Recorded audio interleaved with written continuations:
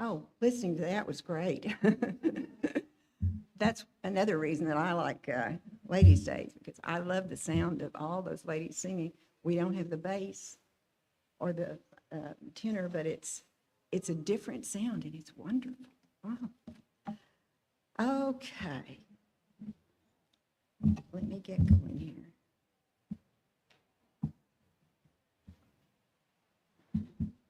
Well,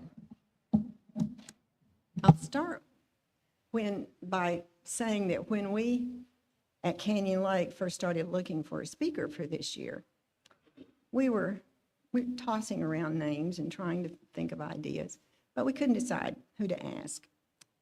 And so on the phone one day to a former member here, her name is Cindy Horn, she began to describe someone that she knew that did speaking.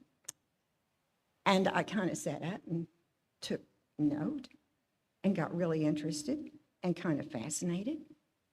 And I thought, this is the person we need. We need her here at Canyon Lake. So I put it forth to a ladies' class, and everybody seemed to agree. I couldn't describe our speaker as well as Cindy did to me, but they agreed. This sounded great.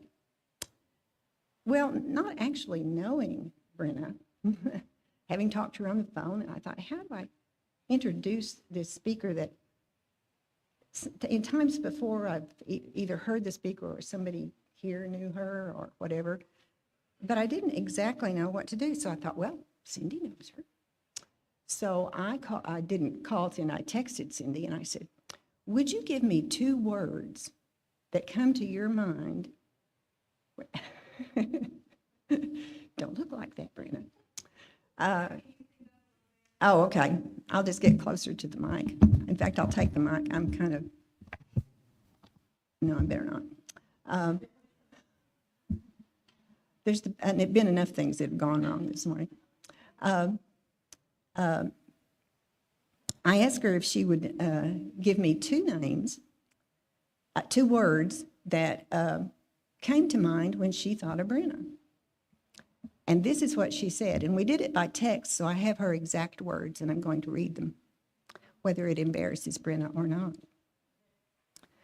My 2 words from Cindy, what she said. Just 2? That's all I'd ask for. Kind and faithful popped into my head immediately. Her steadfast love of God trumps it all. She's one of those that stands out in a crowd. It's obvious that she is a devout Christian. And I thought that's why we wanted her for our speaker. If you look at her bio in the program, there's a few things that we can note. It's on the inside cover of your program there. One of the first things is that she grew up. Oh, thank you. She grew up in Texas. Brenna, were you born in Texas? Oh, good. Okay, so she was born and raised in Texas. She didn't have to come here. She was here already. And one of the things that it says is that she graduated from Texas A&M and received a bachelor's degree in agronomy. How many of you know what the word agronomy means? If it wouldn't embarrass you, raise your hand if you know what the word agronomy means. Arena, you can. It sounds like agriculture, doesn't it? And it's from Texas A&M, so maybe it's related. Well, I looked it up, like Rita, who had to look up a word from that song. We take it for granted that we kind of know what it means, but maybe not specifically. Well, the Oxford English Dictionary says that it is the science of soil management and crop production. I also looked it up in another source, and their simple, they called it simple definition, was about this long. That many lines, I mean, you know, and I'm not going to read that. But that's what it is. It's agricultural management, I guess, in a way. Okay. Maybe you can tell us more about it as the day grows on. Well, she and her husband, Mike, who, by the way, also went to A&M, group of Aggies, now have 4 children, 2 of whom are here today, Sarah and Rayanne. And the three oldest children are either now in college or have just graduated from college, as I understand. And so I think as the day grows on, if you get a chance to talk to Brenna about her children and the interests that they have, they sound like really smart kids and wonderful. So I think you might find a topic of conversation that you could have with Brenna this morning. By the way, if I say Brennan, occasionally you understand the problem. Our preacher is Brennan, and I have been typing Brennan every time I write to her, just about had to go back and redo it. With a degree in agronomy, you would expect that she probably lives on a farm, and she does. But what is really amazing to me and wonderful is that if you look at your program down in the 3rd paragraph of her bio, it says that 3 generations of the family work on the farm daily. How many families do you know that you can say that about? I know that I want you to read the rest of that bio carefully, because Brenna is a really interesting person to me, and I think you will understand a lot about her if you read that entire bio. So if you have a chance, even today, while we're still here, go ahead and read that bio.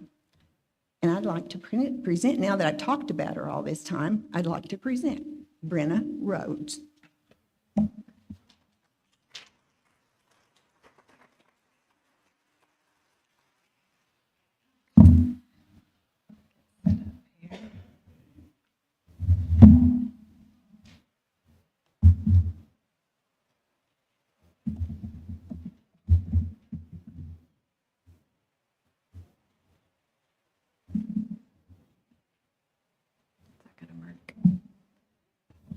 Can you hear me? Does that sound okay? Okay. Thank you very much, Bev, for that very sweet introduction. I am so glad to be here today. Let me know if I get too quiet, but because it sounds like I'm really loud right here, but it may not sound like that to y'all. But I want to thank you all for welcoming us this morning, and I'm so glad to be here to talk with you and to study God's Word together. We had a wonderful evening last night with the Taylors, staying in their beautiful new home, and you have all made us feel so welcome here. And I'm so glad for all of you who traveled to be here. That means a lot, and it's so nice to meet other Christian women from all over. So the ladies here at Canyon Lake have worked very hard, and it shows. This is beautiful, and everything that you've done is so warm and welcoming to us. So thank you all for that. Not many Ladies' Day teachers get to travel with their own tech support, but I do, because Raylyn loves to go to Ladies' Days too. So I want to thank her. She's been working with Melissa, and I'm really blessed to have her with me today and do my PowerPoint and take care of all that. I'm also so thankful that our daughter Sarah is here. She is like our ray of sunshine, and so I hope you get a chance to talk with her.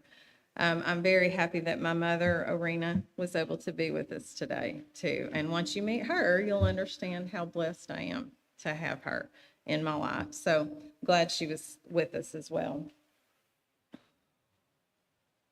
And I'm going to go through a lot of verses today, and if you can, turn to those verses as you can. I'll try to give you time, but I love it when ladies check my work and follow along in the scriptures.